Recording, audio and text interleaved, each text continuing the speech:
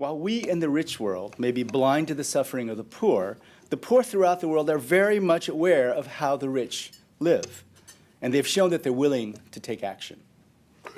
We cannot remain voluntarily blind to the impact of economic choices on the poor and vulnerable, not only because of the immoral argument that treating your neighbor with dignity is the right thing to do, but also because of the economic argument that when growth includes women, young people, and the poor, we all benefit and inequalities hurt everyone. In the past 20 years, the world was able to lift roughly 35 million people out of poverty every year.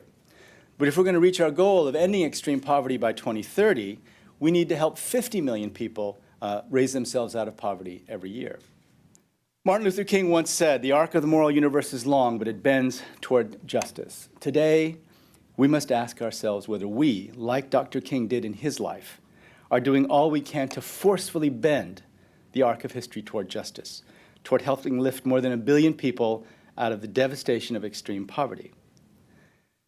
I'm now just 21 months into my tenure as president of the World Bank Group, and I ask myself this question: are we doing enough every single day?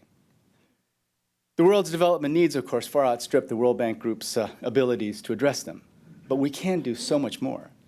In order to meet the increased demand that we are expecting as we get better at delivering knowledge and solutions to our clients, we've also strengthened our financial capacity to scale up revenue and stretch our capital. I'm pleased to announce today that with the support of our board, we now have the capacity to nearly double our annual lending to middle-income countries from $15 billion to as much as $28 billion a year. This means that the World Bank's lending capacity, or the amount of loans we carry on our balance sheet, will increase by $100 billion in the next decade to roughly $300 billion. This is in addition to the largest replenishment in history of IDA, our Fund for the Poorest, with nearly $52 billion in grants and concessional loans that we received just in December. At the same time, we're also increasing our direct support to the private sector. MIGA is planning to increase its new guarantees by nearly 50% over the next 4 years. IFC expects it will nearly double its portfolio over the next decade to $90 billion. In 10 years, we believe that IFC's new commitments, annual commitments, will increase to $26 billion a year. Taken as a whole, the World Bank Group's annual commitment, which today is around $45 to $50 billion, is expected to grow to more than $70 billion in the coming years. This increased financial firepower represents unprecedented growth for the World Bank Group. We're now in a position to mobilize and leverage, in total, hundreds of billions of dollars annually in the years ahead. Now, as a matter of integrity, we needed to look inside our institution and identify savings. Almost every large organization can become more efficient, and we announced a goal of saving $400 million in the next 3 years.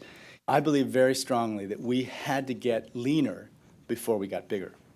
As a physician, health activist, and later health policymaker, I had the privilege to be part of the international HIV/AIDS movement that emerged in the 1990s. The AIDS fight is a story of vast human suffering, but it's also one of history's most inspiring examples of successful global mobilization to reach shared goals. Social movements can produce results even in the face of problems that appear insurmountable.